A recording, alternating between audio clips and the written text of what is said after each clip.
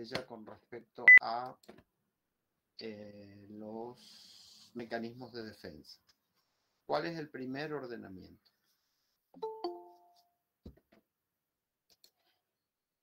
Los que vayan, o las que vayan ingresando, por favor encienden cámaras.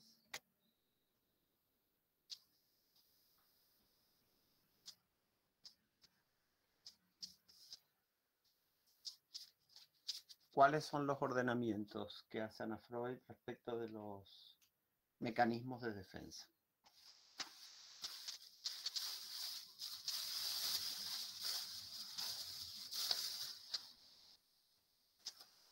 Primero, profe, que vimos la semana pasada fue según cómo van apareciendo Sí, los 10. sí, por fecha más o menos histórica de aparición, digamos, ¿no? Y el segundo ordenamiento, Según fuente de peligro, que ¿según proteja al qué? yo. La fuente de peligro puede ser que Ajá, proteja al sí. ¿Y esas fuentes de peligro cuáles son?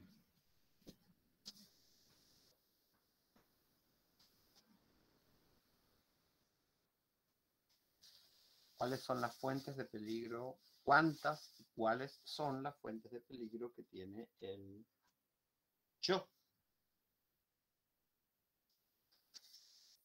Serían tres.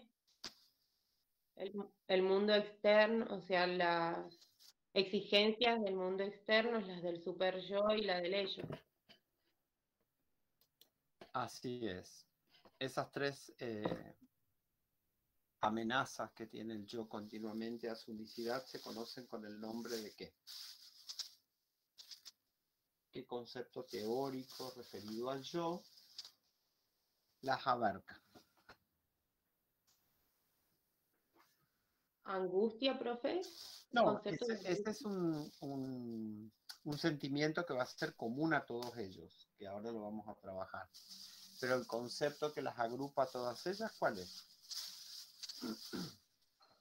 El triple vasallaje del Jonas. Triple vasallaje del yo, exactamente.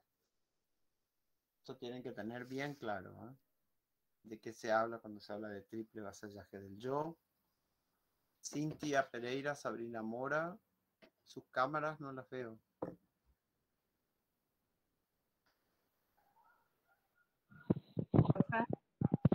Sí, Mi internet está medio inestable y por ahí se apaga la cámara o por ahí se apaga porque se corta. bueno. Ok, y después nos queda Sabrina Mora.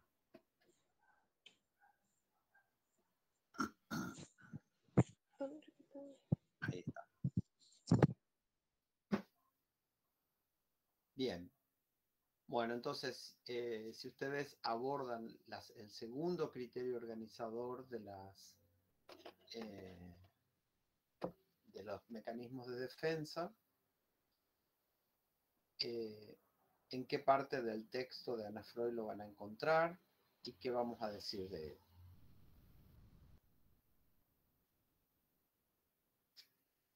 Disculpe, profe, ¿cuál era la pregunta? Este segundo ordenamiento, ¿en qué parte del texto está? ¿Y qué podemos decir de él? Empezar a decir. ¿En qué parte del texto encuentran ese segundo ordenamiento? Estaría en el capítulo 5, Capítulo 5, bien, orientación de los procesos de defensa según el origen de la ansiedad y del peligro, es el título. bien, perfecto. Y ahí hace la división por la angustia frente al superyo en la neurosis de adultos.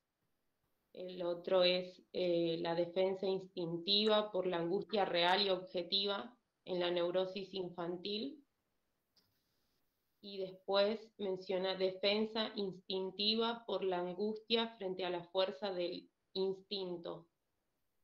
Después menciona otra más, pero habla de los afectos también. Una última, como una cuarta. Esa no entendí muy bien, Bueno, pero vamos a ir bien. Entonces ustedes tienen tres fuentes de peligro a la unicidad del yo, que de eso se trata, digamos, ¿no? Todo este estudio. Las fuerzas que amenazan la unicidad del yo.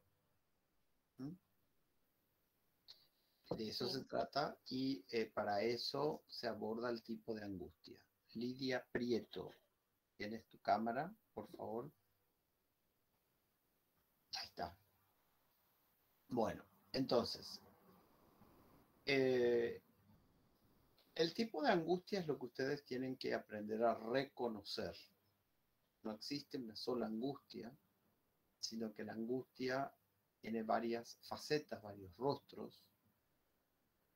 Y en el caso de Ana Freud lo que dice es, de acuerdo a la fuente de peligro, tendremos un tipo de angustia distinta de otras. El punto de partida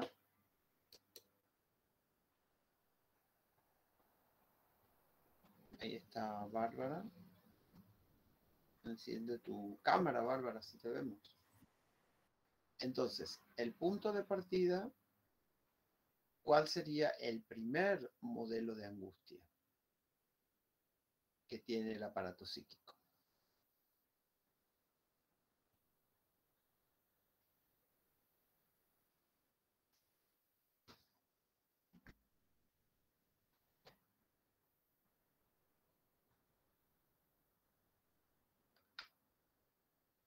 Profe, teniendo un orden cronológico, ¿se refiere usted o según Sí. el texto? No, según un orden cronológico, ¿cuál sería la primera fuente de angustia? ¿Entraría la defensa instintiva por la angustia real y objetiva en la neurosis infantil? ¿Ese sería el primero? Eso, claro, eso vendría después. El primer modelo de la angustia es la angustia real, que es la angustia del nacimiento. Claro, esa es angustia real y objetiva o le dice angustia ante el mundo externo. Sí. Es esa. Claro. Es decir, ese es el primer modelo porque cuando el niño nace, tiene una angustia provocada por lo que se conoce como el trauma del nacimiento. Es decir, el mundo es vivenciado como una gran fuente de peligro.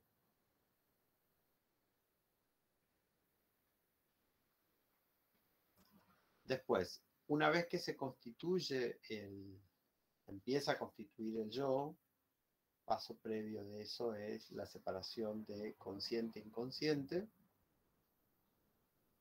Hay otros peligros que amenazan a esa unicidad mínima del aparato psíquico, que no solo provienen de afuera.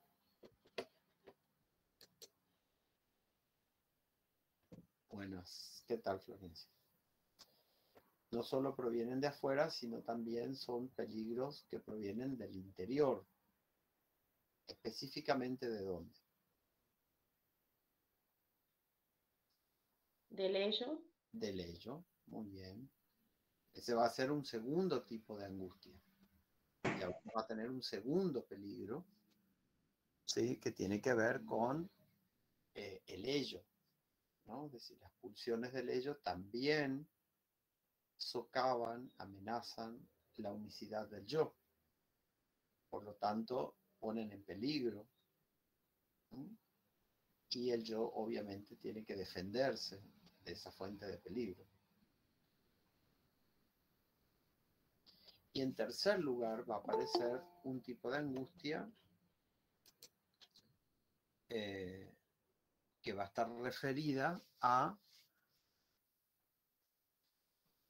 el superyo.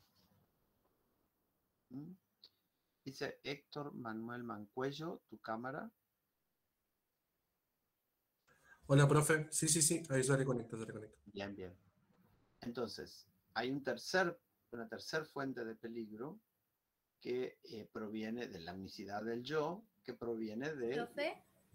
¿Sí?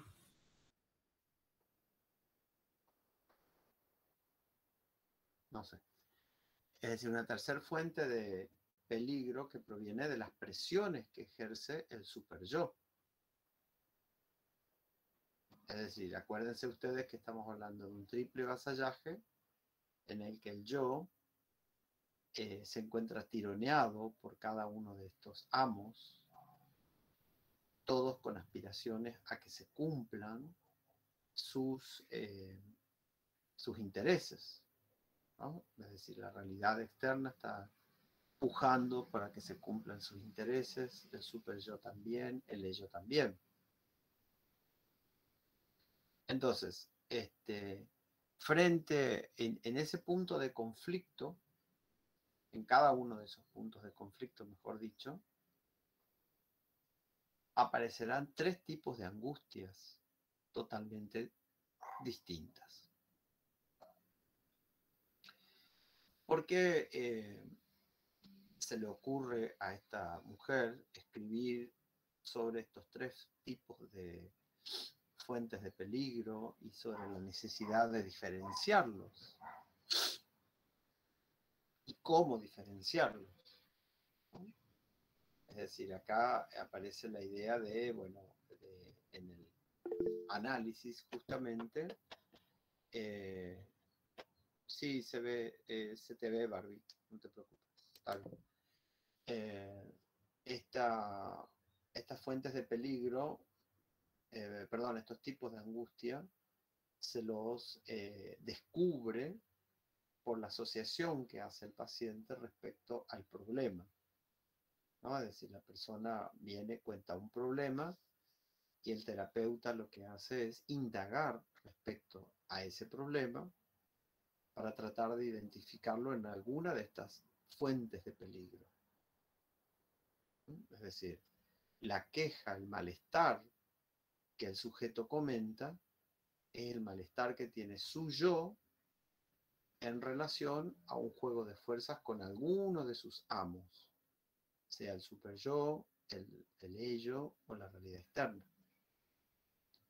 Entonces, el terapeuta lo que tiene que hacer es poder identificar el tipo de fuente de peligro al cual el sujeto se está enfrentando, por una sencilla razón de que el paciente tiene que sentirse entendido, interpretado en su malestar, ¿sí? Y que se le den respuestas acordes a lo que está sucediendo. Es como uno vaya al médico y el médico lea mal los síntomas y le receta una medicación que no es la que les hace bien. Con el mismo criterio, aquí aparecen tres fuentes distintas de peligro y lo que se supone es que el terapeuta tiene un oído entrenado como para detectar las fuentes de peligro y dar respuestas acordes a esas fuentes. Esto quiere decir que si la fuente de peligro proviene del super yo, es un trabajo totalmente distinto al de si la fuente de peligro proviene del ello o de la realidad externa. Las intervenciones van a ser distintas. El terapeuta ayudará mediante sus señalamientos a que el sujeto evalúe otros aspectos distintos a si tuviera un conflicto con otro de los amos. Esa es la función que tiene. Esa sería la introducción. Por eso es importante detectar, ¿no? Es decir, cuando la persona comenta su dificultad, que está en un estado de angustia, identificar qué tipo de angustia es, de dónde proviene. Lo concreto es que ese sujeto va a contar un malestar. Ese malestar se traduce en una angustia. Pero hay que seguir escarbando, identificando otros elementos que permitan al terapeuta identificar dónde está el punto de conflicto. Sí.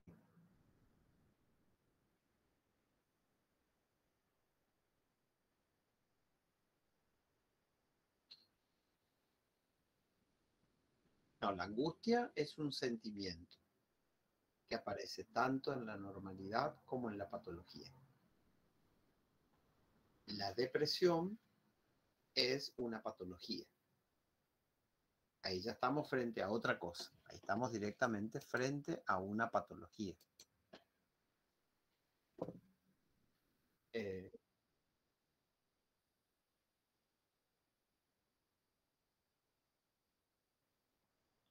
no, en la patología hay muchos factores. Uno de ellos es la angustia, pero no es el único.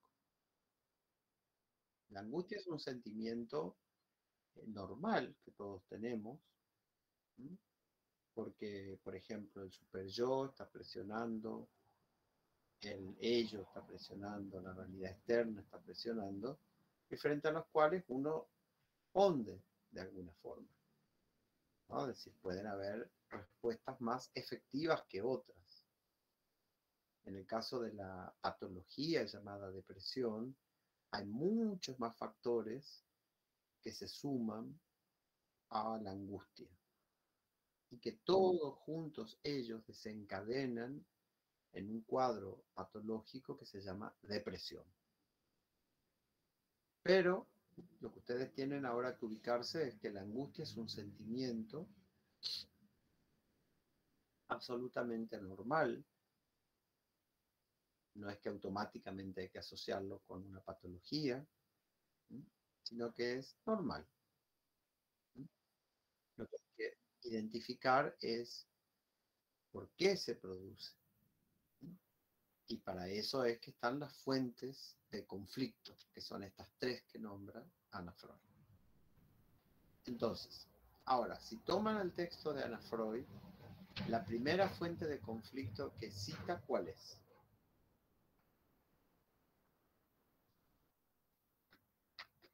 La angustia frente al super yo en la neurosis de adultos. Ese es el primero que menciona. La angustia frente al superyo. Vamos a ubicarnos para, pueden ir leyendo luego y vamos a ir identificando un poco ahí. El yo, dice, ante el superyo se angustia. ¿Sí? Es decir, no puede hacer frente a esos mandatos superyoicos, ¿sí? Y se angustia. Entonces, a ver, vamos a ir trabajando ahí concretamente con esa primera parte del texto de Anna Freud. ¿Qué nos dice ahí? A ver, ¿quién puede ir leyendo? Yo, profe. Bueno. Dice, motivos de la defensa, ¿desde el principio o desde...? No, desde ahí está bien. Okay. Motivos de la defensa contra los instintos. Defensas motivadas por la angustia frente al superyo en la neurosis de adultos. El psicoanálisis conoce profundamente y desde hace mucho tiempo aquellas situaciones de defensa que constituyen la base de la neurosis de adultos. En este caso, el proceso se desarrolla cuando un deseo instintivo pugna por producirse en la conciencia y conseguir su gratificación con la ayuda del yo. Este no se opondrá, no se opondría, pero el superyo protesta. O sea, entonces, a ver, perdón, vamos a ubicarnos hasta ahí. ¿Qué es lo que está diciendo? Yo entendí que, o sea, hay un deseo que quiere salir, que el yo no se opone, que le deja hacer, pero ahí entra el superyo y le dice, hasta acá, no vas, no vas claro. así. A ver, ahí dice Luciana Valdés, Janina Valdés, no sé si salió, parece. Bueno, claro, ahí la primera situación que está comentando aquí, ¿sí? Es justamente eso, un deseo que tiene que promueve el ello, perdón, y que encuentra alianza en el yo. Es decir, el yo no se opone a la satisfacción de ese deseo, pero sí el superyo. Sí. ¿Esto qué quiere decir? De acuerdo a las pautas de crianza de cada uno, habrá situaciones distintas, ¿sí? Habrá situaciones distintas. Entonces, por ejemplo, para una persona de determinada pauta de crianza, ese deseo no le genera ningún conflicto, entonces obviamente ¿qué va a pasar? Se va a producir una alianza entre el yo y el ello y probablemente encuentre un freno del lado del super yo. Pero el mismo deseo en otra persona puede provocar un rechazo del yo al ello. Y ahí no estaríamos en esta situación que estamos analizando ahora, sino en la que viene después. ¿Sí? Entonces, todo va a depender de cómo cada sujeto evalúa sus deseos. Todo va a depender de eso. Acá lo concreto es que en este caso lo que está planteando es que hay un deseo, como bien explicaste, un deseo que encuentra una alianza con el yo, pero se topa con que el super yo tiene determinados mandatos prohibitivos que no permiten la circulación de este deseo. ¿Se entiende? Esa es la situación. Esa es la situación. Entonces, ¿cómo percibiría un terapeuta eso? Es decir, la persona va a hablar respecto a ese deseo y no provoca rechazo. Es decir, solamente después, en un segundo momento, aparece la objeción. En otros casos, a veces ni siquiera puede hablar del deseo, o cuando lo habla ya automáticamente aparece el rechazo. En esos casos estamos frente a otro tipo de situación. Pero en este que estamos hablando ahora, lo que está diciendo es, hay una alianza del yo con el ello, o sea, que acepta ese deseo, y en segundo lugar aparece el problema del conflicto con el superyo. Entonces, ¿pero y vos tenías ganas de hacerlo? Sí, pero después no sé qué me pasó que no pude. O sea, en principio no hay rechazo. En principio lo que tenemos es una aceptación. Y luego viene el rechazo por influencia del superyo. Esto es lo que ustedes tienen que poder entrenar el oído para poder escuchar. ¿Qué es lo que vino primero? Porque si no, va a ser una mezcla que no se va a entender. Entonces, eso es lo primero que está planteando ahí. Hasta ahí están todos de acuerdo, coinciden y entienden.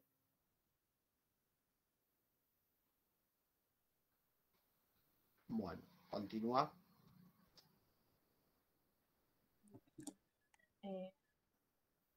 Entonces el yo somete a las más altas instancias de la personalidad y obedientemente emprende el combate contra el impulso instintivo con todas las consecuencias que éste implica. A ver, Es, perdón, dice ahí, entonces el yo sométese. Sométese a la más alta instancia de la personalidad. O sea, sométese quiere decir se somete al super yo. ¿Sí?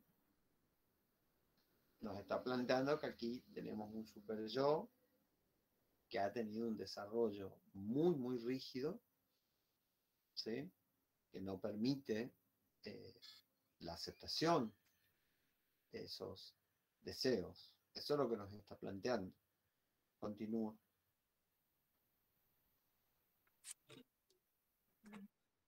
el motivo que en esta defensa ataca no depende de ello.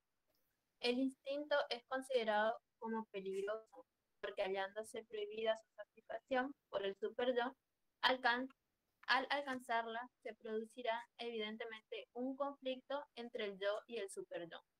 Por lo tanto, el yo del neurótico adulto teme al instinto porque teme al superyo. Su defensa instintiva nace bajo la presión de la angustia ante el superyo. O sea, fíjense lo que dice. Teme al instinto porque teme al superyo. Pero no porque teme al instinto por sí mismo. No es por eso. Es porque teme al superyo, a las represalias que va a tener el superyo. Pero está diciendo indirectamente lo que dijimos al principio, que el yo en este caso acepta esos deseos del ello. Vamos a suponer una persona que, a ver, ¿A quién de ustedes les gusta comer la carne con poca cocción? A mí. Poca cocción. Bien, Cintia.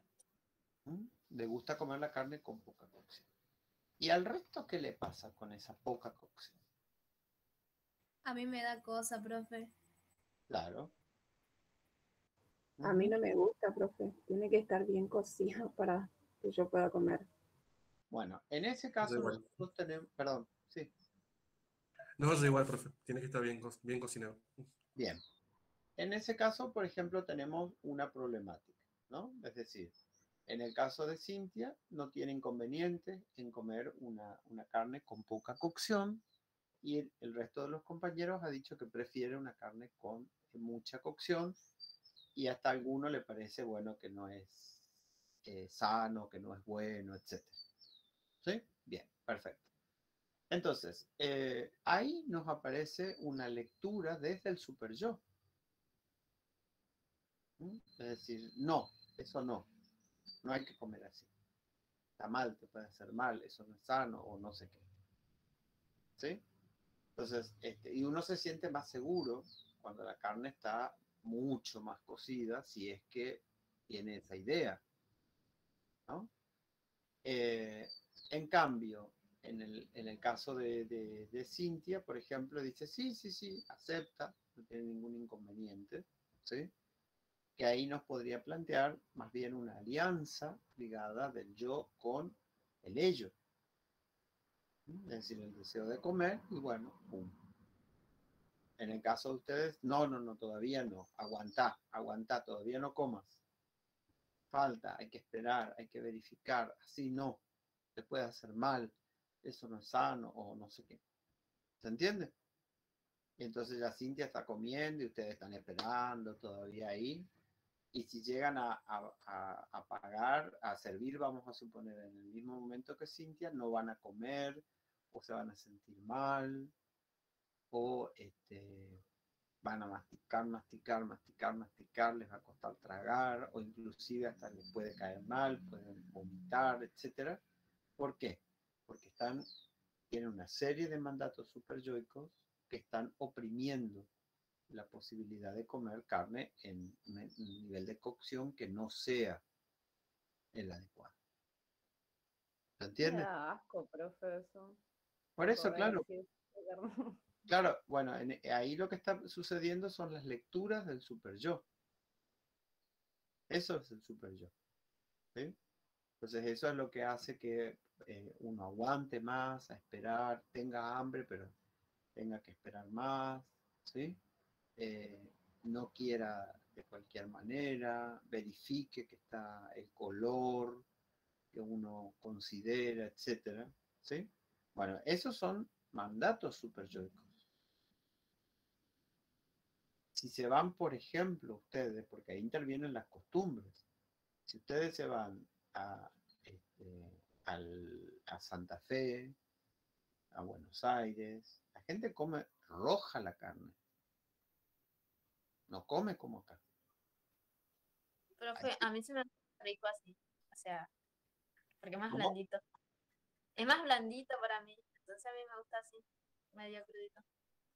Claro, bueno, pero digamos, son costumbres por un lado, pero por otro lado también mandatos superyoicos, ¿no? Que le hacen tener ideas que no necesariamente son verdaderas, ¿no? No son necesariamente verdaderas. Entonces, eso hace que uno se comporte de distinta manera. Ahí ustedes tienen un conflicto, ¿no? Con el ello y con el super yo, de distintas maneras, ¿sí? Proseguimos.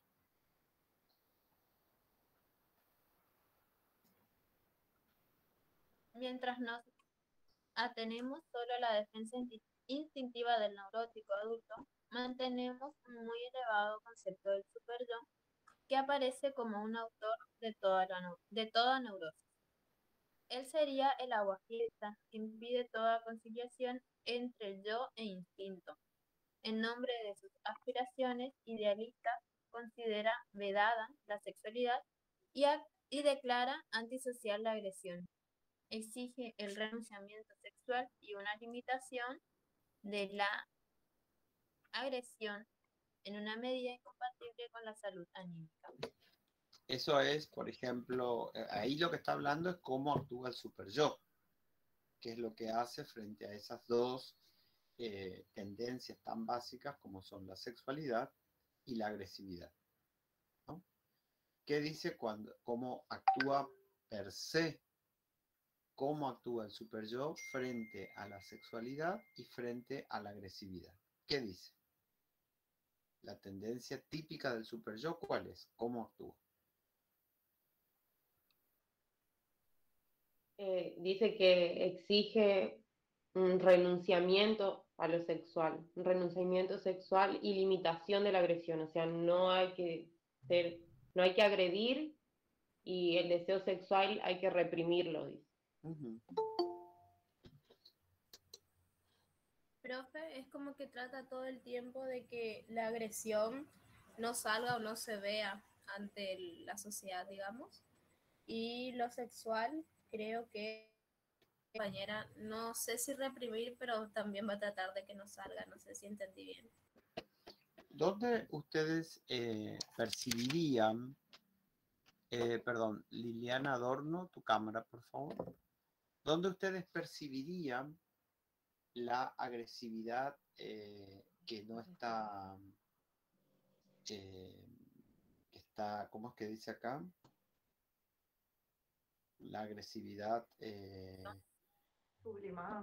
y una limitación de la agresión en una medida incompatible con la salud anímica. Cuando se sublima puede ser, profe. No, porque en ese caso no es incompatible con la salud anímica. Acá dice incompatible con la salud anímica.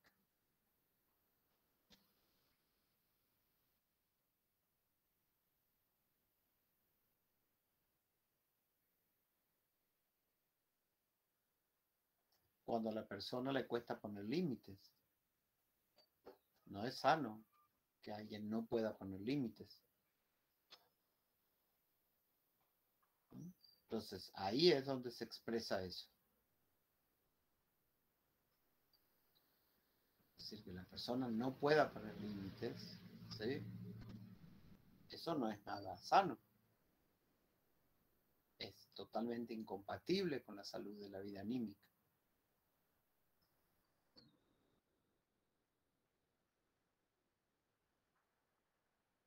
Claro, por eso dice, la tendencia natural del super yo es a eso. Después hay que ver cómo se equilibra, cómo evalúa el yo. Pero la tendencia natural del super yo es la anulación de la sexualidad y de la agresividad.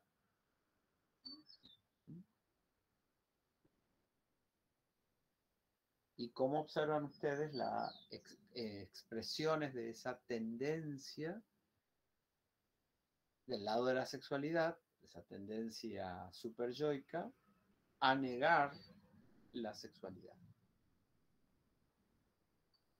¿Dónde percibirían eso?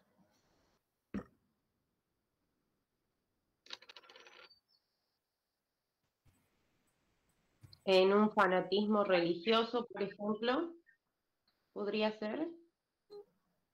No tanto, puede ser, pero no necesariamente. ¿Dónde vemos? Como llevar la cuestión de la castidad, por ejemplo, llevarla al extremo de decir, bueno, yo no quiero, para mí Claro, el en ese sexo no es caso puede ser, digamos, con respecto a la castidad, pero eso también puede aparecer fuera del ámbito religioso, ¿no? Profe, claro, sí. ¿puede ser en la infancia, o sea, aceptando la sexualidad de los niños? El super yo, digamos, ¿puede ser o no? No. En las personas que son indiferentes, Ah, bien. que no les gusta nada, que nunca no se sabe si tienen frío, si tienen calor, si están bien, si están mal. Esa es la expresión de la negación de la sexualidad. Lo que pasa es que, o sea, a mí me pasa que todavía cuando hablamos de lo sexual, por ahí se me viene lo genital y como que me cuesta a mí diferenciar Porque cuando hablamos de psicoanálisis, la sexualidad dice que es todo lo que nos da placer, no Sí, es solamente la sexual. Y por ahí cuando hace esas preguntas yo me pongo a pensar y se me viene más lo del lenguaje cotidiano que lo del lenguaje que usted está remarcando claro. constantemente, es esto del psicoanálisis. Sí, en el caso más claro de la represión de la sexualidad es la persona indiferente, ¿no?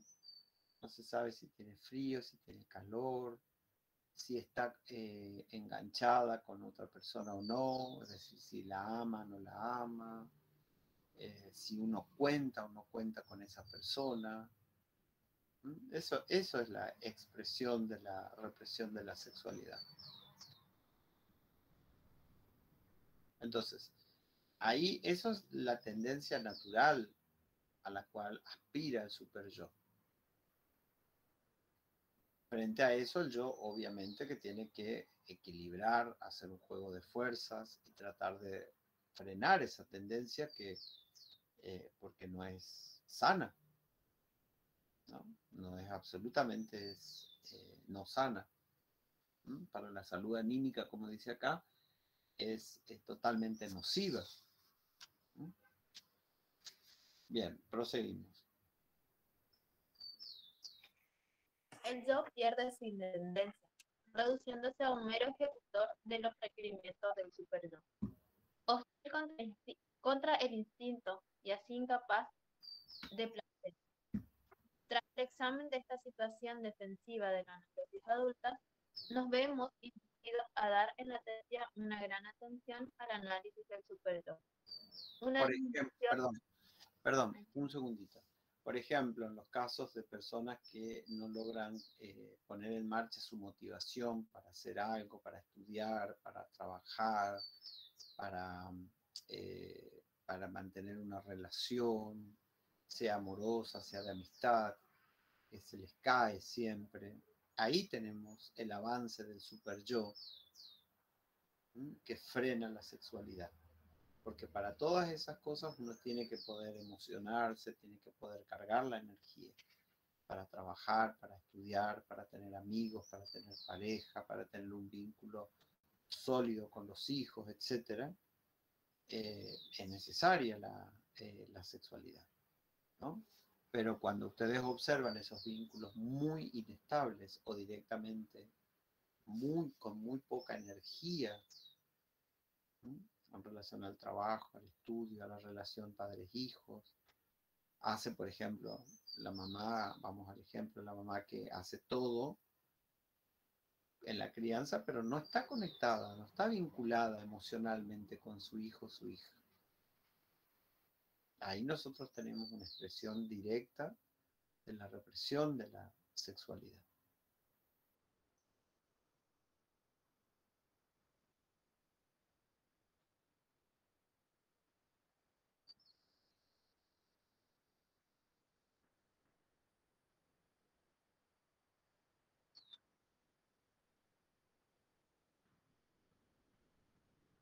No, ese es un tipo de super yo, ¿sí? Que está incitando a la vida. Pero nosotros acá tenemos una exageración, ¿sí? Esta es la otra parte del super yo. El super yo no es una sola cosa. Tiene un lado, digamos, constructivo y un lado destructivo. El Sí, pero lo moral no quiere decir lo constructivo. Hay una moral destructiva también, ¿no? Cuando alguien dice esto está mal y no se sabe muy bien por qué, ¿no? Y está destruyendo.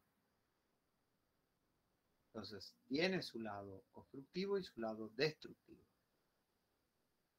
Cuando avanza la represión de la sexualidad, obviamente que estamos frente al lado absolutamente destructivo. eso se puede dar.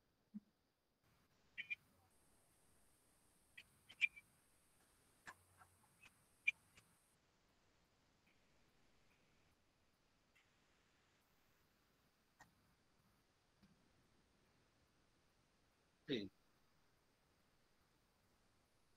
Y porque no hay sentimiento de culpa. En el caso del super yo, lo que acompaña es el sentimiento de culpa, de hacer eso que va asociado con la culpa.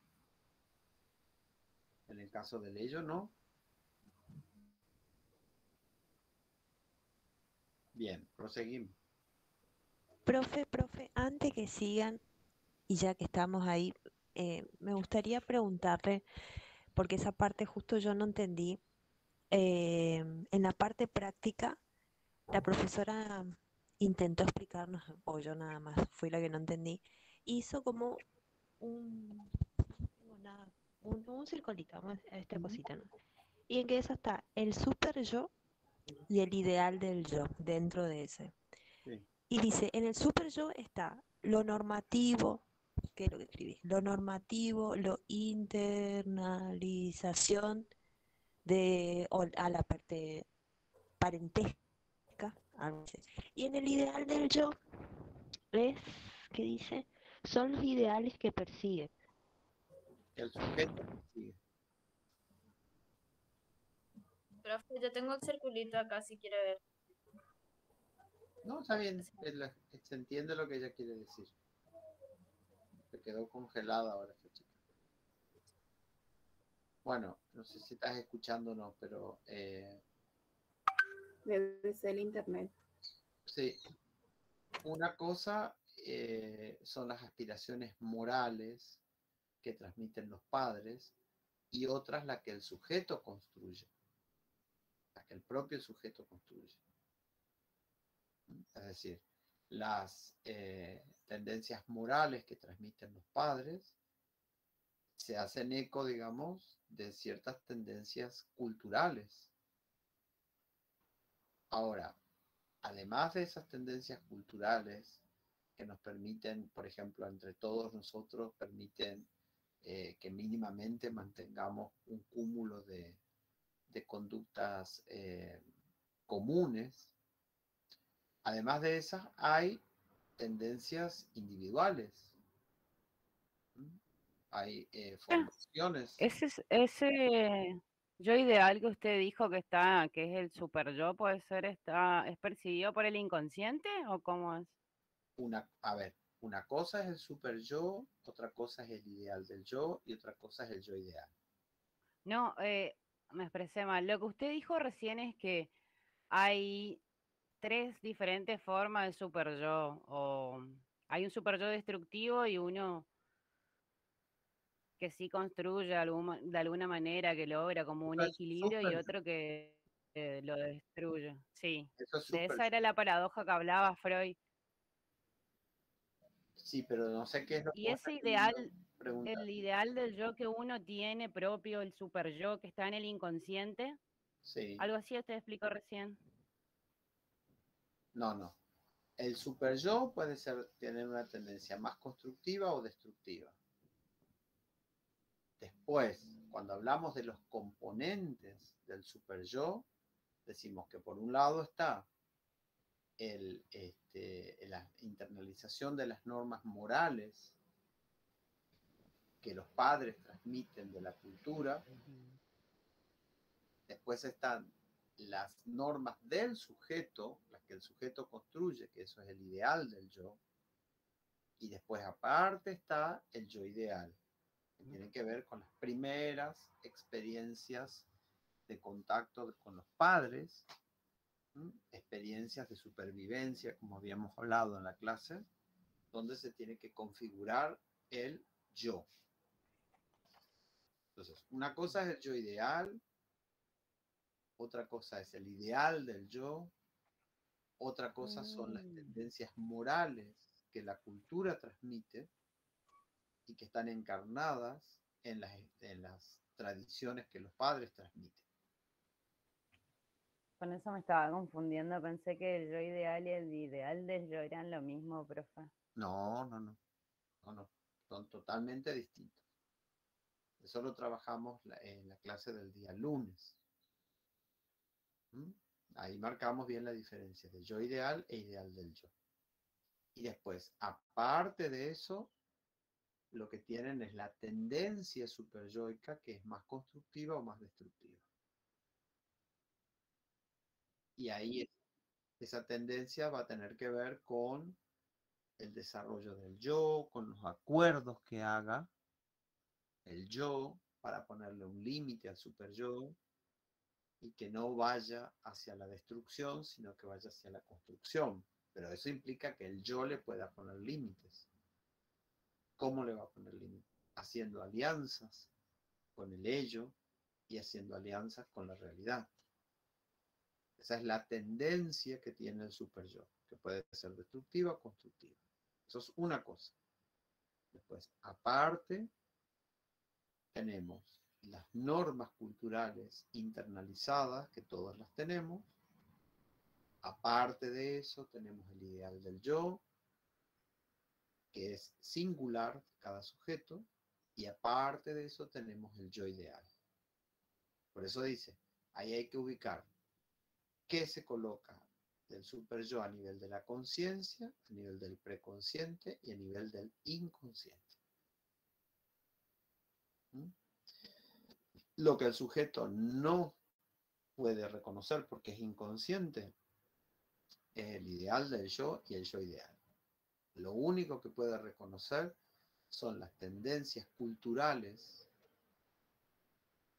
que el sujeto internaliza a través de las figuras parentales, etc.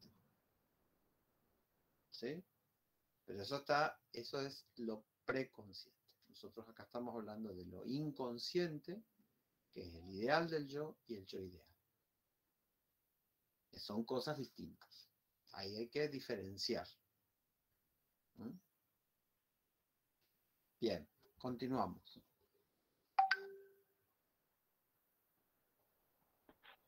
Una definición, o como muchos dicen exageradamente, una abolición del perdón a determinar la modificación de una de las causas del conflicto neurótico debe aliviar al yo, por lo menos en cierto aspecto. Esta misma concepción del superyo como raíz de toda perturbación neurótica nos proporciona grandes esperanzas en punto de la prevención de la neurosis. Si ella se produce a consecuencia de un superyo severo, en demasía, la educación desde luego habrá de evitar todo en cuanto pueda contribuir a la formación de un superyo excesivamente estricto. Ese superyo excesivamente estricto puede surgir de una crianza, digamos, que es muy severa o de una crianza que es muy laxa. Profe, puede ser por eso que en el texto Freud dice que va a tomar el superyo toma el carácter del padre. Claro, sí. Lo utiliza porque, bueno, le debe convenir. Le debe convenir el tomar ese carácter, ¿no? Proseguimos. Los métodos de educación analizados en el desarrollo del niño para construir el superyo habrán de ser indulgentes. La figura de los padres, cuyo ejemplo propiase al superyo por identificación, debe ofrecer una imagen real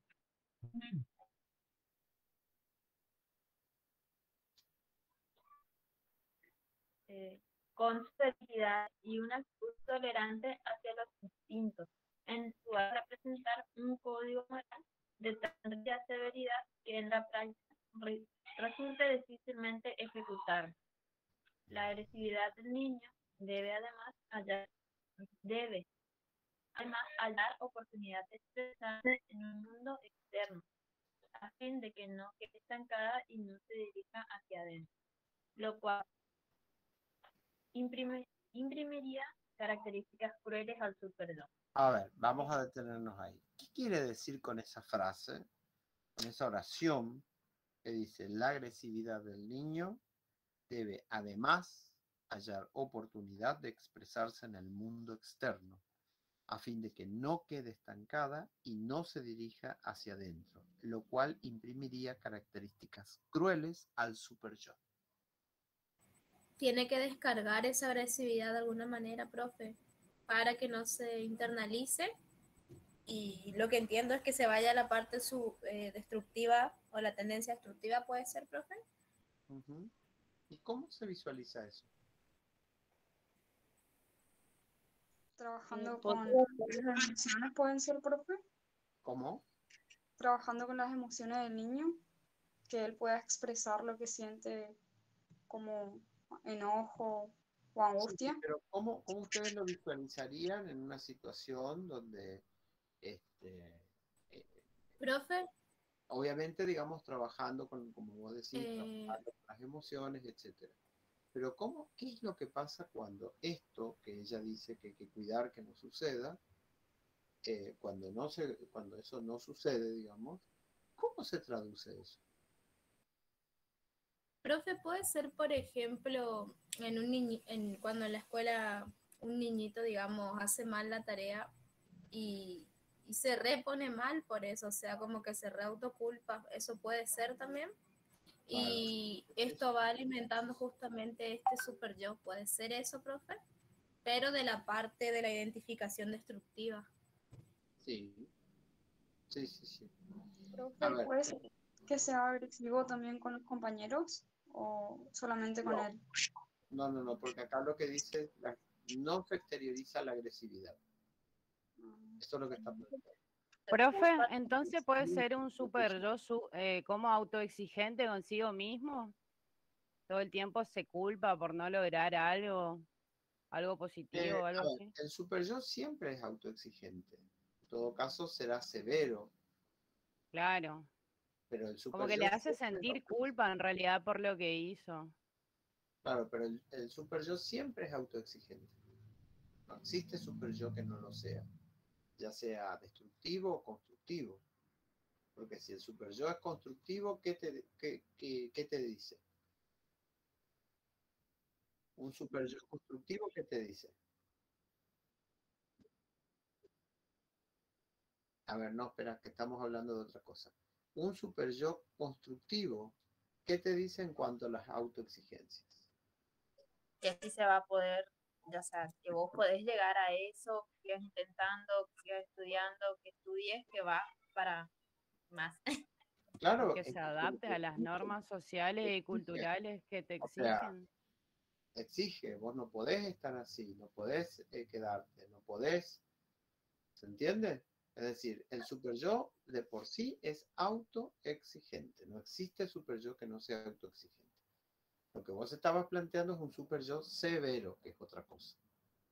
Pero todo el super yo la problemática del super yo son autoexigencias. Un ejemplo puede ser cuando el super yo es constructivo, decirle, dale, estudia, que vas a llegar al parcial, dale que podés. Y si es destructivo, dice, por ejemplo, no, que si no sacas 10, Sí, pero no es, a ver, perdón, no es solamente dale que podés, sino entra también a retarte. Es decir, otra vez vas a hacer lo mismo, otro año más vas a perder el tiempo.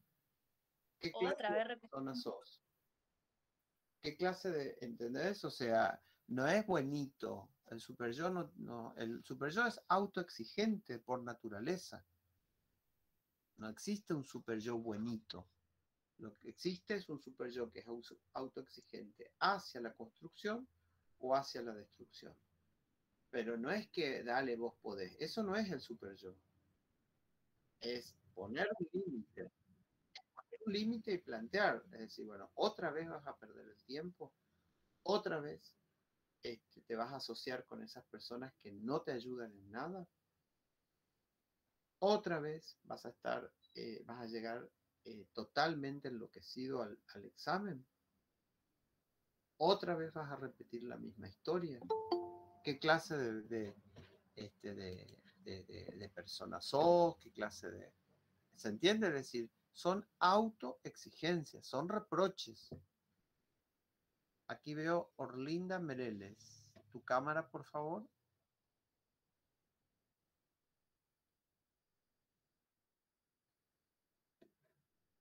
Orlinda Mereles. No sé, parece que no está. Profe, yo apagué la mía porque me saca directamente de la, de Bueno, la clase. bueno, Perdón. Profe, buenas. bueno. Entonces, nosotros no estamos, cuando estamos hablando de la problemática del superyo, ubiquémonos que estamos hablando de un nivel de autoexigencia. ¿Sí? Con reproches, pero reproches con una tendencia constructiva. ¿Sí? Ubicate. Profe, Cuando, vamos a suponer cuando alguien se reprocha a sí mismo eso. Ubicate ya, no estás más en el colegio, no sos más una criatura. Ubicate que el tiempo se te pasa. Ubicate que las oportunidades no vuelven. Ubicate que vas a perder todo. Eso es el superyo. Son reproches, ¿sí? Son autoexigencias. Todo el tiempo. La tendencia es que sea constructiva, pero no deja de ser un reproche continuo. profe, yo no entiendo. El texto decía que el super yo cuidaba el aparato psíquico, pero a su vez también tendía a la destrucción y a transgredir esas normas. ¿De dónde estás sacando eso? No es el texto de Ana Freud, pero era el de Freud que hablaba sobre el ello y el yo y el ello. Bueno, después vamos a ver en todo caso en otro momento, pero no vamos a mezclar porque nos vamos a ir perdiendo. Bueno. A ver, lo que nos tiene que quedar en claro acá es, no es tú puedes, no es eso. No es esa la función del superyo. La función del superyo es permanentemente hacer un reclamo. En este caso, por vía constructiva, como estamos diciendo. Pero es eso, ¿sí? No tengan una idea así media romántica, qué sé yo, de que tú puedes. No es eso el superyo. El superyo es todo el tiempo, es severo, ¿sí? Puede ser severo, siempre hay reclamos, siempre hay reclamos. A veces tiende a la destructividad, a veces tiende a la construcción, pero lo concreto es que justamente dice que es la dimensión más alta de la personalidad.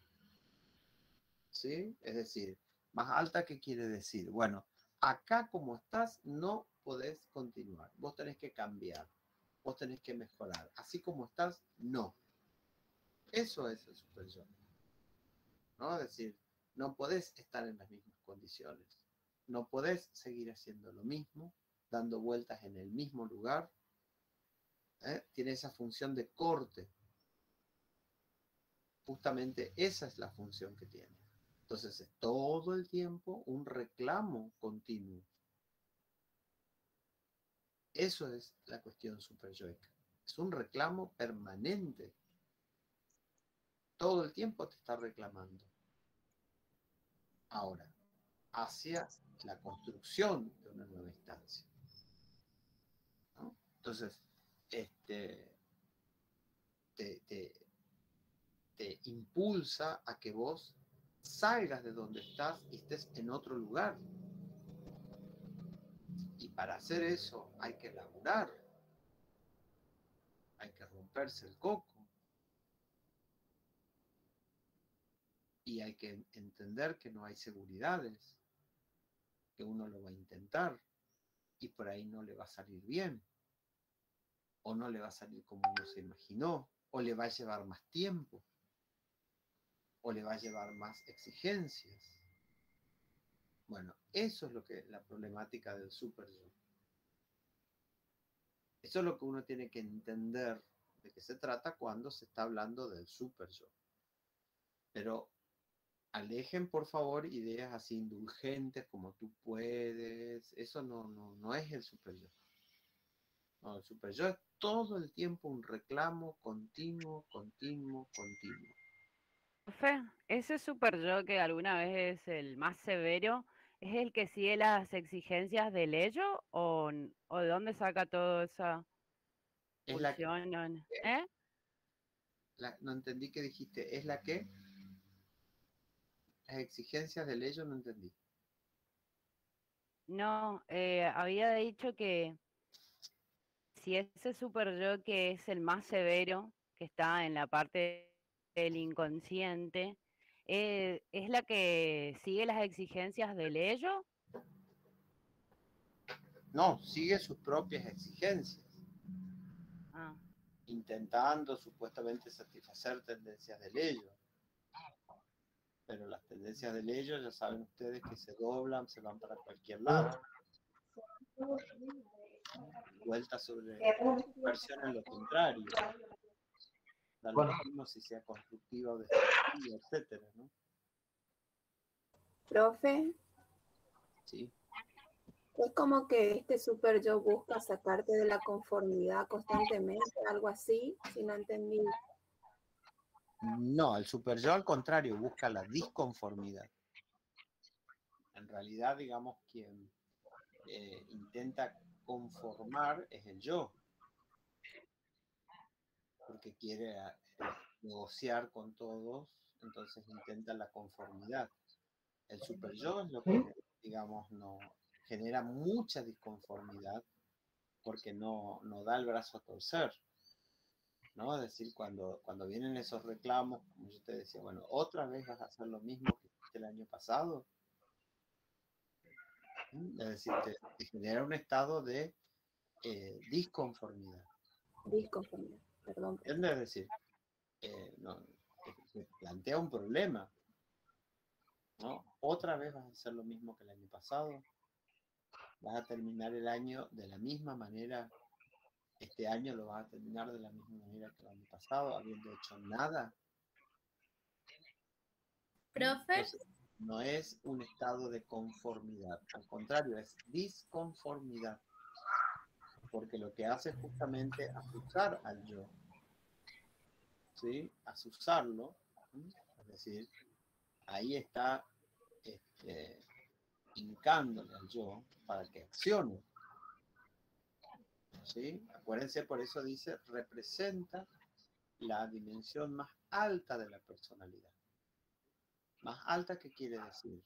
Bueno, vos no tenés más 18 años. No podés seguir respondiendo de la misma manera. Vos no sos más una persona que no estudia o que, no está o que está en el colegio. Estás en la universidad. Entonces, la función básica del super yo es azuzar todo el tiempo al yo. Por eso es la tendencia más alta de la personalidad. ¿Qué quiere decir con tendencia más alta? Sacarlo del lugar donde está y llevarlo a otro lugar, a un lugar más alto. Entonces, eso es lo que nosotros entendemos como super yo. Nada de... profe, ¿le puedo decir lo que armé? Más o menos. Nada de... Ok. Nada de buenito, no cumple esa función.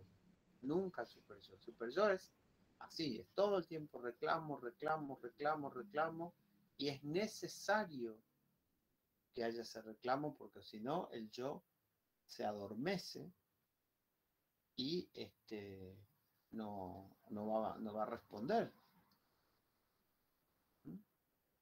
Profe, ¿le puedo hacer una consulta? A ver. En ese caso podríamos asociar al supervisor en el caso de un comportamiento, ¿no es cierto? Vos te vas y haces algo y el supervisor como que te dice, ¿por qué haces eso si vos sabes que eso está mal? Y ahí entraría un sentimiento de culpa, ¿podría ser?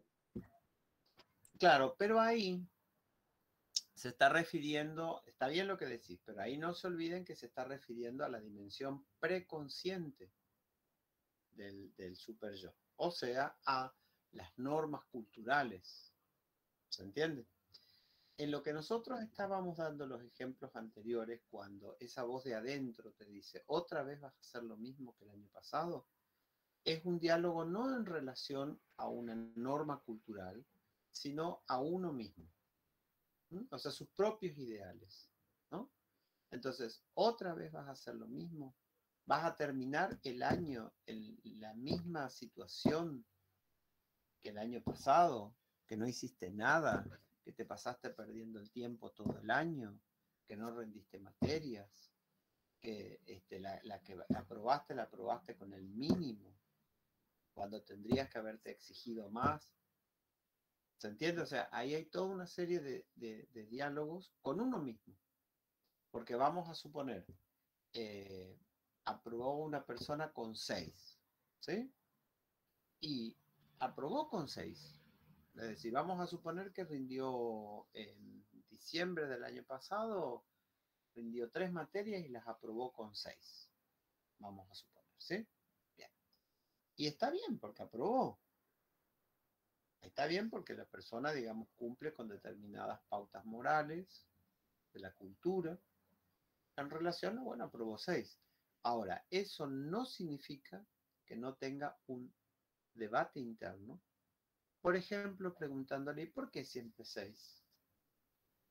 ¿Por qué siempre 6? ¿Por qué no te esforzás para más?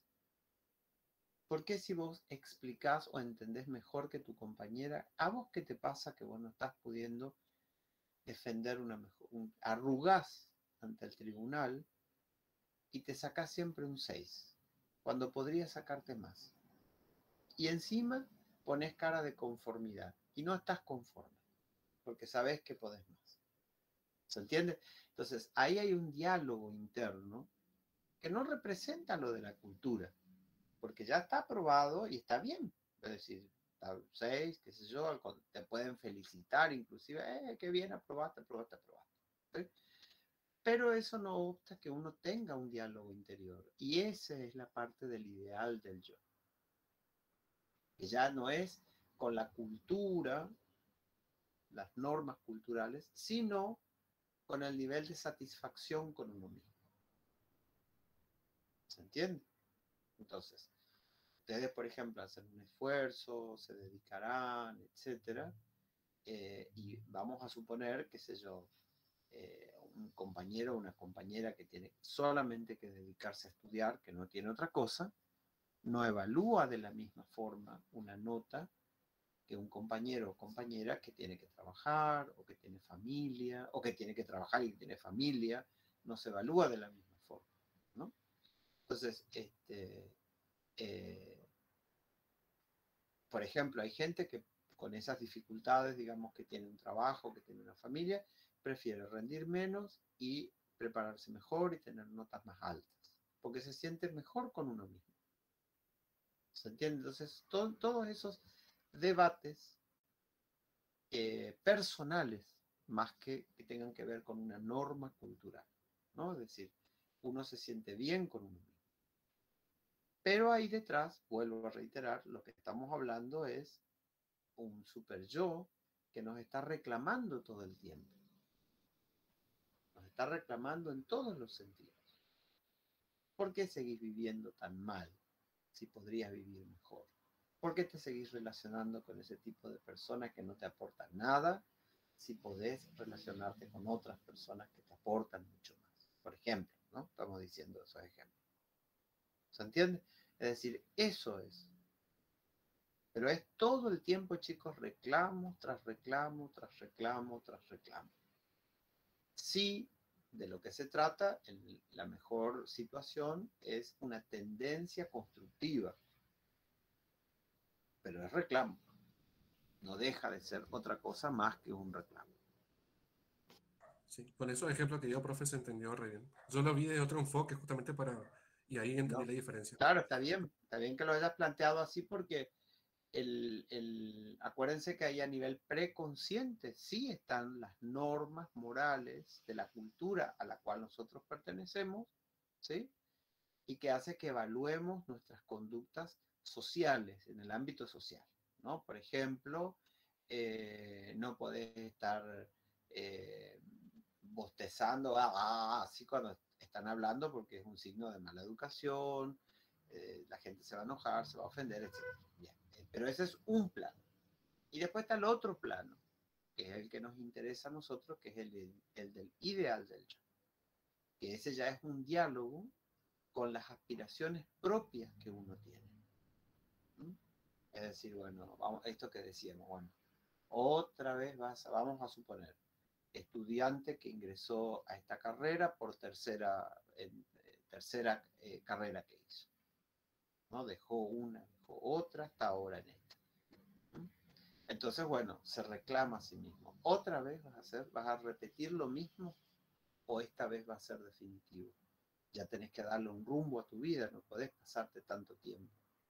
Ya tenés 22 años y estás todavía en primer año tus compañeros ya han avanzado, se están por recibir y vos estás todavía ahí, etcétera, ¿sí?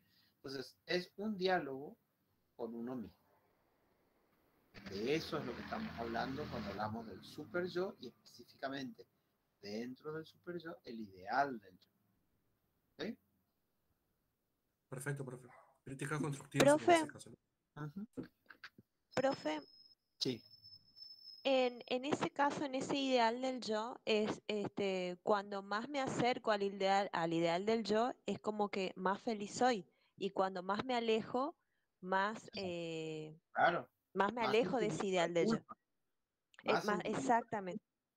Yo le pregunté a la profesora, porque la verdad que a mí este tema me marea bastante, y le digo, porque justo nos decían un ejemplo, entonces si tomamos el ejemplo de la fiesta de la Corvina, yo le pregunté, entonces yo me acerco más al ideal del yo si programa, bueno, a ver, ¿me quiero ir a la fiesta de la Corvina o me quedo a estudiar? Entonces le digo, bueno, me voy, ya estoy viajando y mientras estoy viajando estoy llevando todos mis apuntes y voy leyendo en el camino como quien quiere para no perder, para ganar tiempo. Entonces ella me pregunta, ¿pero eso es acercarse al ideal del yo o es una fantasía? Y ahí me descolocó. Entonces yo por eso ahí le pregunto, ese super yo que es exigente y que no es nada amigable, es como que no lo terminás de conformar, es como que le das algo y no, pero A ver, te pero lo que exige, te vos me estás exige. planteando en esa situación cuando alguien se va a la fiesta de la Corvina con los apuntes, no es un problema del super yo, es un problema del yo. Es decir, vos lo que estás planteando es, el super yo te dice, mira, vos tenés que estudiar. ¿Qué fiesta de la Corvina ni fiesta de la Corvina? Déjate de joder. Ya estás grande para la fiesta de la Corvina, va a ligar un corvinazo por la cabeza, etcétera, etcétera. ¿Sí? Eso es el super yo. Lo que vos estás planteando que es, bueno, hago esta negociación, me voy a la fiesta de la Corvina y voy estudiando, ese no es un problema del yo, del super yo, es un problema del yo. O sea, cómo el yo resuelve la situación frente a los mandatos superyoicos. A ver, al mandato superyoico le interesa 3 velines que vos te vayas a la fiesta de la Corvina. O sea, no le interesa eso. Ese es un problema del yo, que está escuchando a los intereses también que le vienen del lado del ello, qué sé yo, ¿sí? O, por ejemplo, de una amiga que te está tentando, que te está diciendo, che, bueno, vamos, mira, tenemos el auto, no hay que gastar nada, y qué sé yo, no me dejes, etcétera, etcétera. Pero ese es un problema del yo, no es un problema del super yo. El problema del super yo es esto, es decir, ese diálogo de vos con vos mismo, porque si no es la Corvina, es un programa de televisión que te pones a ver en vez de estudiar. Y si no, que se te ocurrió que tenías que lavar 500 millones de ropa, que nunca la lavás y justo ahora se te ocurre que tenés que lavar. Y si no es eso, es, no sé, una vecina que vino, que necesita mi ayuda, que esto, que lo otro, en vez de sentarte a estudiar. O sea, las excusas pueden ser muchas. El problema del super yo no es si te vas o no te vas a la Corvina. Ese es un problema del yo. El problema del super yo es, bueno, otra vez vas a hacer lo mismo. Ahora le pones la excusa a la Corvina. Mirá qué clase de persona que eso. Y después vas a llenarte la boca de que vos vas a estudiar, etc. Eso es el problema del super yo. Lo otro, cómo soluciona el yo. A veces le sale mejor, a veces le sale peor. Ese es un problema del yo, no del super yo. ¿Se entiende? Ahora sí, profe, sí, El yo lo que gracias. tiene que hacer Para que es me tratar acomodó la de idea. negociar con todos Sí, esos amos que tiene. sí, sí, sí, Ahora, sí. los tres son implacables, porque la Sí, realidad te exige que vos cumplas con determinadas cosas. El super yo te exige también, es implacable. Y el ello ni te cuento lo implacable que es. O sea, ellos, los amos en sí mismos, no tienen ningún problema. No, cada uno tiene bien definido qué es lo que quiere. Es el yo el que tiene el problema, que tiene que poder negociar y a veces le sale mejor la negociación, a veces le sale peor, ¿sí?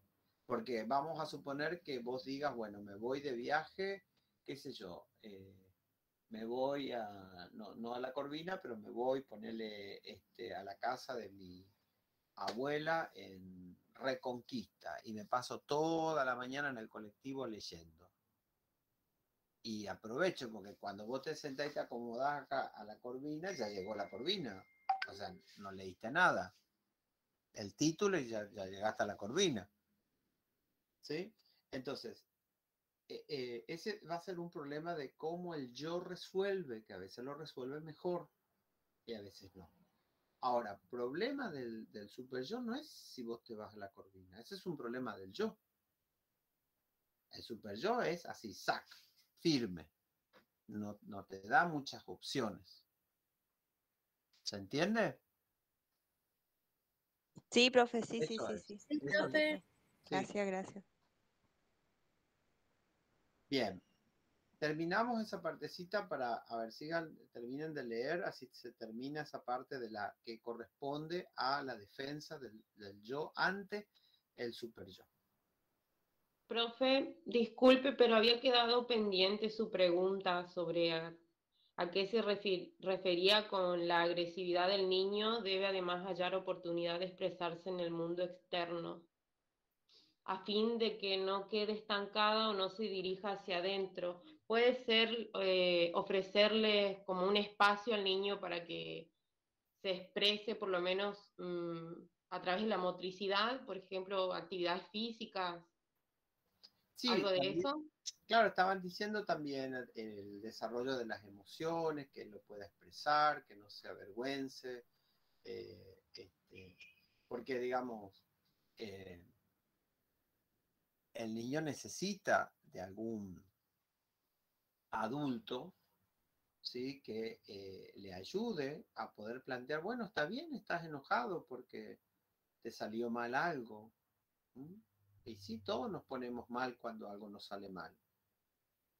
Pero un rato y después seguimos, ¿no? O en todo caso, bueno, a ver, sentémonos y vamos a ver en qué no te fue, por qué no te fue bien en ese examen. No es solamente porque la maestra es mala.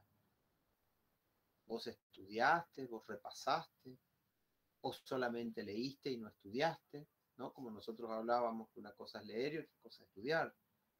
A lo mejor leíste y no repasaste. A lo mejor, bueno, no, estuviste prestándole atención a los compañeros, a todo alrededor, se te iba el tiempo y no pudiste concentrarte. Entonces, ayudarlo a pensar qué es la situación, naturalizar un poco eso, ¿no? Eso es lo que aparece ahí. ¿Mm? Bueno, seguimos porque se nos va la hora. Si la educación realizara estos principios, los seres humanos así estructurados vivirían libres de angustia, exentos de neurosis, capaces de satisfacción y no se vería ulteriormente atormentados por conflictos internos. Pero esta esperanza de extirpar toda neurosis de la vida humana no se realiza en la práctica educacional y en cuanto damos el paso siguiente en la investigación analítica del problema, es objeto de esenciales refrustraciones teóricas. Bien, hasta ahí, eso es lo que ella plantea de la relación del yo con el super yo y un tipo de angustia muy particular que viene porque el yo está incumpliendo con los mandatos superyoicos. Ese es el problema, ¿no? Es como el super yo que le dice, bueno, yo te recuerdo que vos tenías que hacer esto y no estás cumpliendo. Yo te recuerdo que tenés 5 días para rendir y estás recién viendo el primer material y desperdiciaste tantos días, vamos a suponer, ¿no? Entonces, cumple esa función y la angustia viene justamente porque el yo se mira en ese espejo donde no le gusta mirarse, ¿no? Donde el yo le está recordando lo que no ha cumplido. ¿Mm? Entonces es como si el super yo a uno le dijera, bueno, A fin de año vos brindaste para que este año te fuera muy bien en los estudios universitarios, terminaras todas las materias de primer año, etcétera, etcétera. Y mira, estamos cerquita de diciembre y vos estás igual que cuando empezaste el año. Te recuerdo. ¿Sí? Esa es la angustia que aparece, pero que está obviamente ligada a determinados mandatos superyoicos, ¿no? Y ante el incumplimiento que tiene el yo con esos mandatos superyoicos. ¿Sí? Paso previo, ¿qué pasó? El yo aceptó la moción pulsional proveniente del ello. Sí, viva la pepa, pero el super yo salta y dice, bueno, ojo que acá vos no estás cumpliendo con lo que tenías que hacer.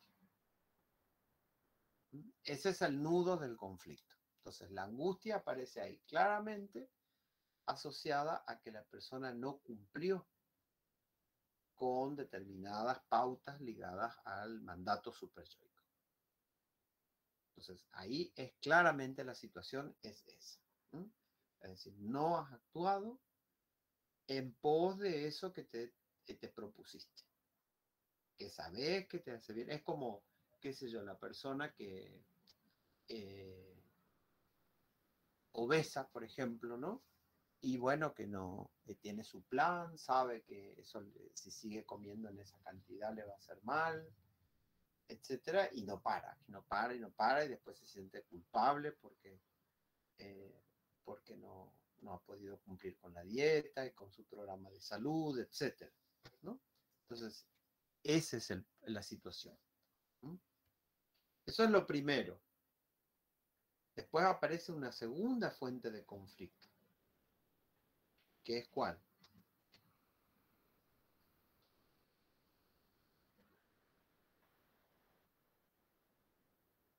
La defensa instintiva por la angustia real u objetiva en la neurosis infantil.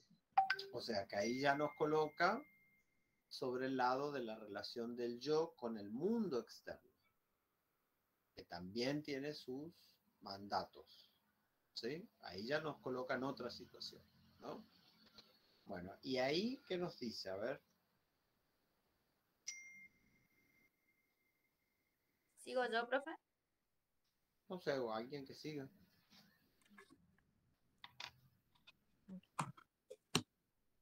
Defensa instintiva por la angustia real u objetiva en la neurosis infantil. El estudio de la defensa en la neurosis infantil demuestra que el superyo no es un factor indispensable en la formación de la neurosis. Así como el neurópata adulto se defiende contra sus deseos sexuales y agresivos en fin de no entrar en conflicto con el superyo, del mismo modo el niño pequeño obra con sus impulsos instintivos con miras de no transgredir las prohibiciones paternas.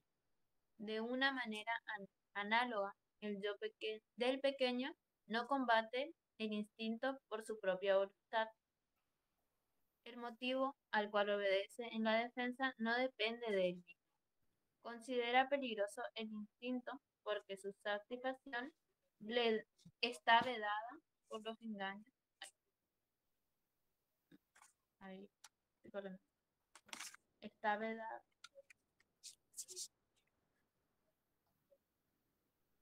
Está vedada por los encargos de su educación. A la erupción del instinto se considera restricción, castigo y amenaza.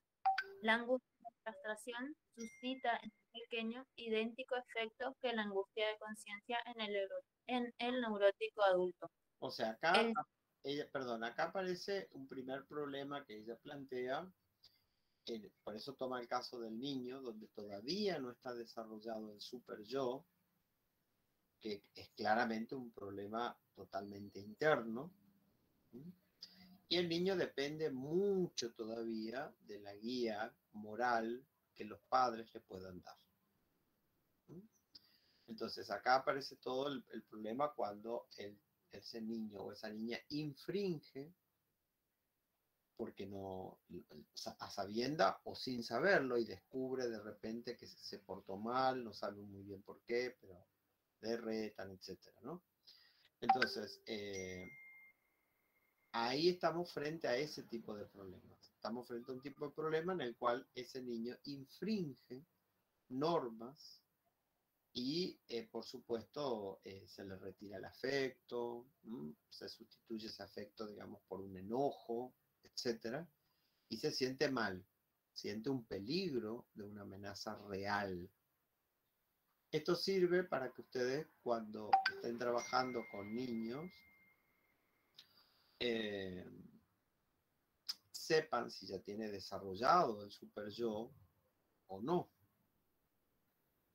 Es decir, volvemos a reiterar, la situación anterior nos está hablando de alguien que sabe perfectamente cuáles son sus deberes. Después le costará cumplir, etcétera, y bueno, y ahí aparece toda la problemática ligada a la neurosis, ¿no? Y al sentimiento de culpa. Pero sabe perfectamente cuáles son sus deberes. En este caso, el niño todavía no sabe y depende mucho de lo que los padres le estén indicando. Esto quiere decir un niño que en general estamos hablando antes de la resolución del complejo de Edipo. 4, 5 años, un poquito de los 6. Pero después de eso, los niños ya deberían, si estamos hablando de un desarrollo sano, deberían tener ya internalizado sus propias normas. Es decir, ¿cuál es tu trabajo? ¿Qué tenés que hacer? Vamos a suponer el caso de los niños que tienen 9 años y si la mamá no está encima para hacer las tareas, no las hace. Es decir, no tiene registro de que esa es su responsabilidad, su deber, su trabajo. En una edad en la cual eso, bueno, ya no lo aceptamos. Porque si dijéramos, bueno, tiene 5 años y la mamá le tiene que estar diciendo lo que tiene que hacer, y sí, es lógico.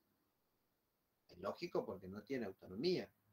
Ahora, resulta que estamos con otro niño que tiene 9 años y si la mamá no le dice, él no tiene registro de lo que es su deber, estamos en un problema muy grande. Porque ahí no estamos hablando de existencia de un super yo sólido, constituido. Entonces, ¿qué aparece? La presencia del adulto marcando lo que tiene que hacer. Y a partir de ahí, la evaluación de su conducta como bien o mal. Pero tiene que estar el adulto. Entonces, en esos casos, estamos hablando de cosas que están muy fuera de foco. Entonces, esto que aparece acá es la situación. Obviamente ubicándonos en la edad que corresponde a esto. ¿Sí? Seguimos. La angustia de castración suscita en el pequeño idéntico efecto que la angustia de conciencia en el neurótico adulto. A ver, un segundito ahí. ¿Qué es esa angustia de castración en el caso de este niño pequeño? Es el miedo a que, por ejemplo, le falte. En el niño es el miedo a que le corten el palo. Sí, eso es una definición teórica, pero a ver, ¿qué es eso? Fíjense lo que estamos diciendo ahí concretamente. En el punto anterior, ¿de qué estábamos hablando? La angustia. Acá aparece la angustia. En el punto anterior, no. Bueno. Estábamos hablando de...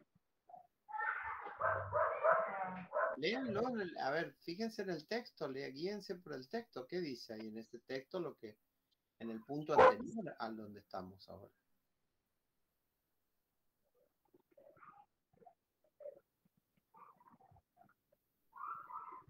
¿Cuál era la situación? En el anterior era que estaba el ello y el yo por un deseo que no eran incompatibles y aparecía el super yo para decirle No, Ani. en el punto anterior a donde estamos ahora. ¿De qué situación estábamos hablando? Un conflicto entre el super yo y el yo. No, eso es en el apartado anterior. En este apartado que estamos hablando ahora, nosotros estamos en una oración, ¿sí? Que habla de la angustia de castración, ¿sí? Eso que explica ahí se relaciona directamente con la oración anterior. ¿De qué estábamos hablando en la oración anterior que lo comentamos recién? Es Profe, todo De la formación del superior. Sí, pero todavía no está formado el super yo. profe, Pues No transgredir las normas paternas, dice el profe. O sea, profe, ¿puede claro, sugerir? a ver, vamos a ubicarnos. A ver, vamos a ubicarnos, presten atención y ubíquense de qué estamos hablando para entender, porque si no, están leyendo y no entienden ni para atrás ni para adelante. En el punto anterior, ¿de qué se estaba hablando? De que el niño, cuando incumple las normas que le dan los padres, las pautas, que es muy dependiente de esas pautas, no tiene todavía normas propias porque no tiene un super yo instalado, depende de las normativas que les marquen los padres al decirle esto está bien, esto está mal, eso no tenés que hacer, eso podés hacerlo, esperá, etc. Bien. Cuando incumple con eso, ¿qué pasa?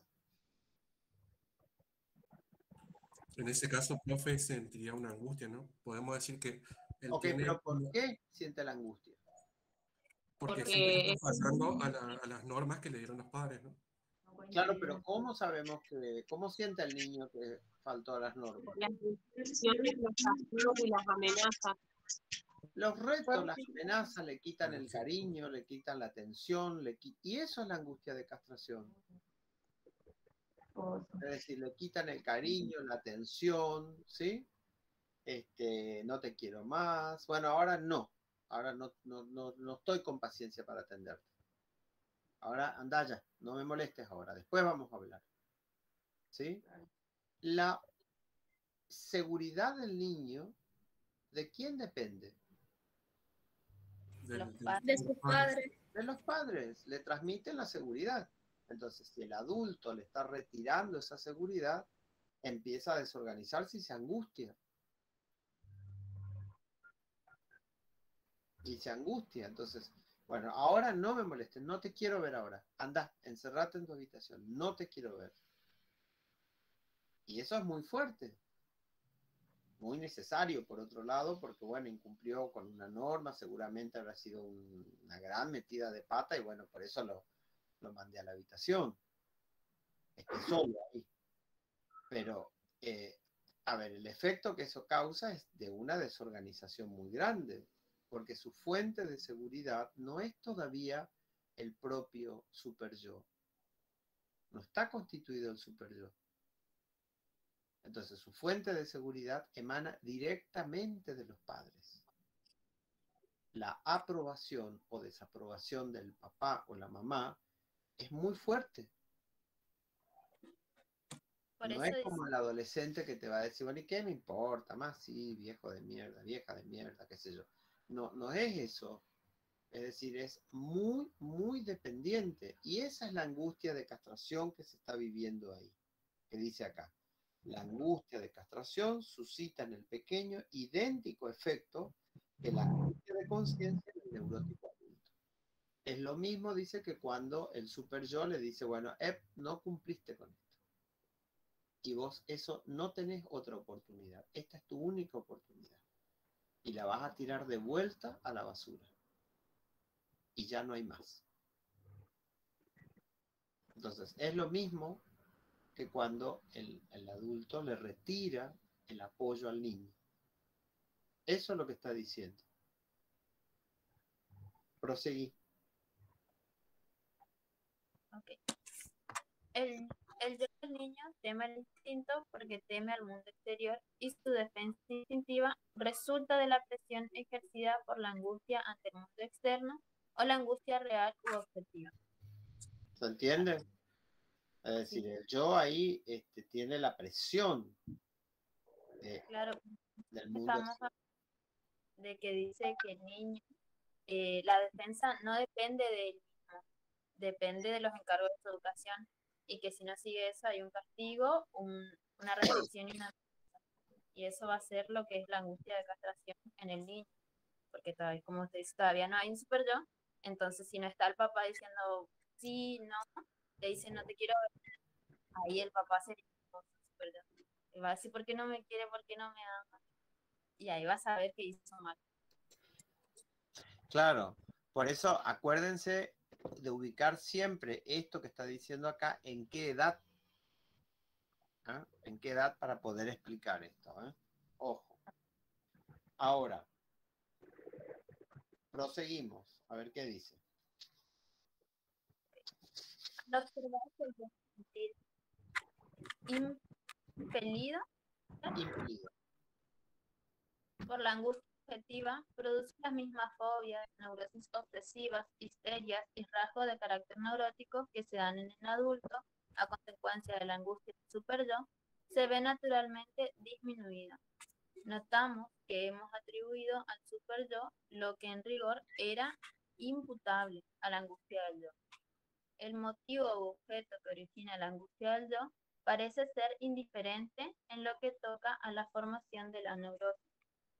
El punto crucial de la angustia del yo, sea como temor ante el mundo externo o como temor ante el superyo, activa el proceso defensivo. El síntoma que como últimas consecuencias del proceso defensivo luego aflora en la conciencia nos permite distinguir el tipo de angustia que el yo del yo que lo ha producido originalmente. No nos permite distinguir. O sea que ahí lo que aparece es eso, ¿no? Es decir, temor ante el mundo externo o temor ante el super yo, no importa, pero eso es lo que origina el problema. Es un temor ante esto. Proseguí. El estudio de esta segunda situación defensiva, defensa instintiva por la angustia objetiva, llévanos a aquilatar el alto valor de las influencias del mundo externo sobre el niño y anima nuevas esperanzas en una eficaz profilaxia de la neurosis. Según esta concepción, el pequeño de nuestro tiempo estaría sometido a la angustia objetiva más de lo necesario. Perdón, claro, perdón, ahí, porque fíjense que en esa época, en la época en esta que escribe esta mujer, hacía relativamente poco que habían empezado los jardines de infantes, las guarderías, ¿sí? Es decir, el niño de repente salía de la familia siendo muy pequeño, muy pequeño, que antes estaba mucho tiempo en la familia protegido, ¿sí? Y ahora de repente se ve envuelto en situaciones donde está con un montón de otros niños, con desconocidos que son las maestras, ¿sí? Entonces, por eso dice ella, el niño de esta época está mucho más expuesto a todos estos elementos, ¿no? Proseguí. Los castigos temidos por él como réplica de su reputación instintiva prácticamente han desaparecido en su mayoría de nuestra cultura. No se emplea más la castración como expiación por los goces sexuales prohibidos, ni tampoco la mutilación punitiva al título de sanción de los actos agresivos. Pero persiste aún en nuestros métodos educacionales cierta lejana semejanza con aquellos castigos bárbaros de las épocas primitivas, suficiente para reavivar oscuros temores y presentimientos que a modo de residuos han ido transmitiéndose a través de la herencia. Algunos optimistas sostienen la posibilidad de evitar tales remotos presagios de amenaza de castración y medidas de violencia, que si no se ejecutan en los métodos educacionales actuales, refléjanse por lo menos en el ademán y en el tono de voz de los educadores. A ver, vamos a otra situación para sacar un poco de lo del niño. ¿Qué pasaría si ustedes tienen que hacer un trabajo grupal y alguno de ustedes incumple con lo que se había pautado. Es decir, bueno, para tal fecha tenemos que, cada vos te encargas de esto, vos de esto, vos de esto, bueno, nos juntamos y tenemos que traer todo el material. Y si uno incumple con eso, ¿qué va a pasar? Y va a tener un sentimiento de culpa, profe. Un sentimiento de culpa, pero ligado ¿a qué? A que incumplió algo que tenía que haber hecho con un compromiso Sí, con sus compañeros, claro. presentar A el ver, ahí trabajo. está el tema. Está en relación no a lo que a él le gustaría haber hecho, sino a la presión que viene desde afuera, ¿no? Es decir, bueno, todos empiezan a sacar sus cosas, empiezan a sacar, y yo no tengo la mía. Porque, profe, ahí en vez de que esté el super yo diciendo, ay, vos no trajiste, va a estar el compañero que le dice, ¿dónde está tu copia? ¿Por qué no trajiste si dijimos que íbamos a traer? Claro, pero acá está centrado en una amenaza proveniente del mundo externo. ¿Sí? La amenaza de quedarse sin grupo, por ejemplo. Exacto, de quedarse sin grupo. Es decir, De salir mal en el trabajo. claro, de que corra la voz, por ejemplo, no, la sacamos del grupo, lo sacamos del grupo porque es un incumplidor o una incumplidora, y se enteren los otros, y después, bueno, ande buscando grupo y todos le digan, no, no, ya estamos, somos muchos, etcétera, etcétera, y vaya quedando mal. ¿Se entiende?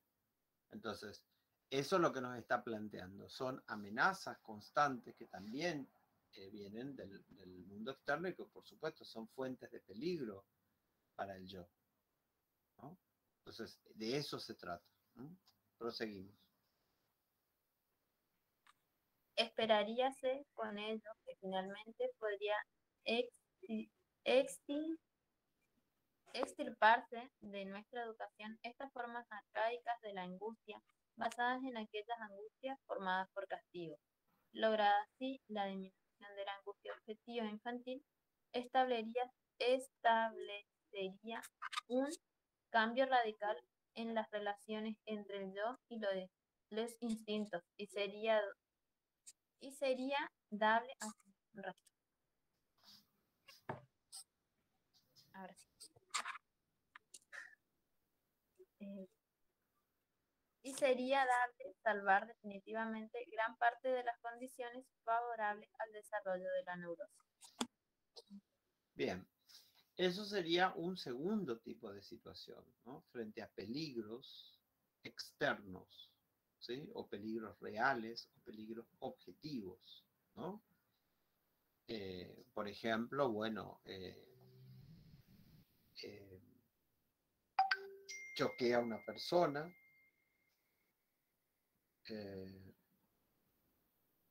choqué a una persona y la dejé ahí, ¿no? Entonces está en mi cabeza la acción en sí misma, ¿no?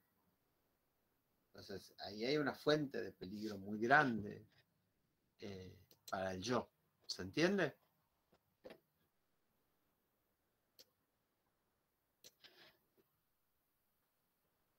Pues yo no entendí lo que quiso explicar. ¿Cómo? No entendí porque se tranca por ahí cuando usted habla, profe. Ajá. ¿Y qué es lo que no entendiste? A ver. Justo la parte donde dijo entendieron. Claro, pero a ver, ¿qué entendiste vos? Usted estaba explicando que esta era otra forma de peligro que se representaba en modo de angustia y ahí no sé si dio un ejemplo o qué dijo. Ok, y este Creo que la segundo... compañera no llegó a escucharle, profe, su ejemplo. ¿Cómo? Creo que la compañera no llegó a escuchar el ejemplo que dio. Ajá. Pero esta segunda fuente de peligro, ¿de dónde proviene?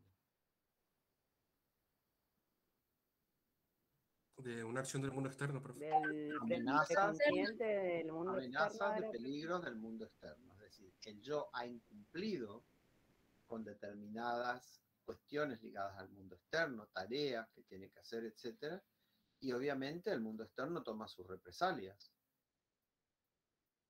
Entonces, eso es lo que está apareciendo. ¿Sí? Esa es el triple vasallaje del yo.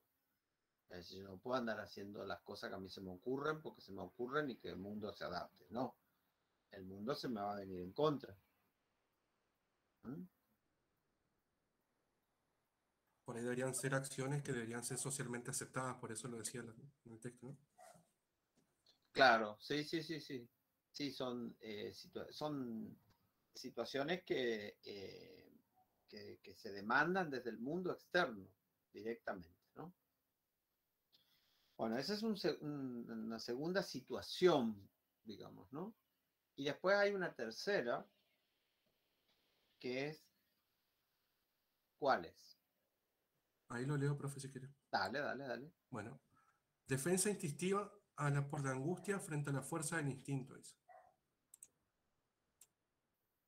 Bien. Bueno, nuevas experiencias psicoanalíticas contribuyen aún a desbaratar las perspectivas fundadas en una efectiva profilaxis de las neurosis. Por su misma naturaleza, el yo humano nunca es terreno apropiado para una total satisfacción instintiva. El yo solo es amigo del instinto, en tanto en el proceso de su formación se ha diferenciado aún poco del ello. O sea, perdón. Lo primero que dice ahí es que no es un terreno apropiado para una total satisfacción porque el yo no está solo. No es que está solamente con el ello y bueno, acepta lo que proviene del ello y lo deja pasar. No. Por algo dice, bueno, tiene tres amos. ¿Sí? Entonces, eso es lo que hace que, bueno, ese territorio que es el yo no sea un territorio muy fácil para satisfacer estas tensiones del ello. Proseguimos. Bueno, en cambio, transformarse en un terreno extraño al instinto en cuanto ha pasado, siguiendo su propio desarrollo, del proceso primario al secundario, del principio del placer al principio de la realidad, según se ha descrito anteriormente. Siempre existe cierta desconfianza del yo frente a las exigencias instintivas, apenas perceptible en condiciones normales e inadvertida durante el combate, mucho más tumultuoso que el superyo y el mundo externo entablan el terreno del yo contra los impulsos del ello. Cuando el yo se siente abandonado por aquellos altos poderes protectores, o cuando la reivindicación de los impulsos instintivos llegan a ser excesivos, tal silenciosa hostilidad contra el instinto aumenta hasta la angustia. Fíjense que ahí aparecen dos fuentes de aparición de angustia. Por un lado, que todo lo que sea la dimensión superyoica se retire y no lo proteja al yo, o que dice esos instintos puedan crecer tanto, esos impulsos en sus exigencias puedan crecer tanto que, bueno, en cualquiera de esas dos situaciones, el yo se siente desbordado, ¿sí? Se siente desbordado y aparezca la angustia como reacción natural, ¿no? Seguimos. Bueno, ignoramos qué es lo que el yo teme del mundo exterior y del alivio del ello. Solo sabemos que es el sojuzgamiento o la destrucción, pero no podemos precisarlo analíticamente.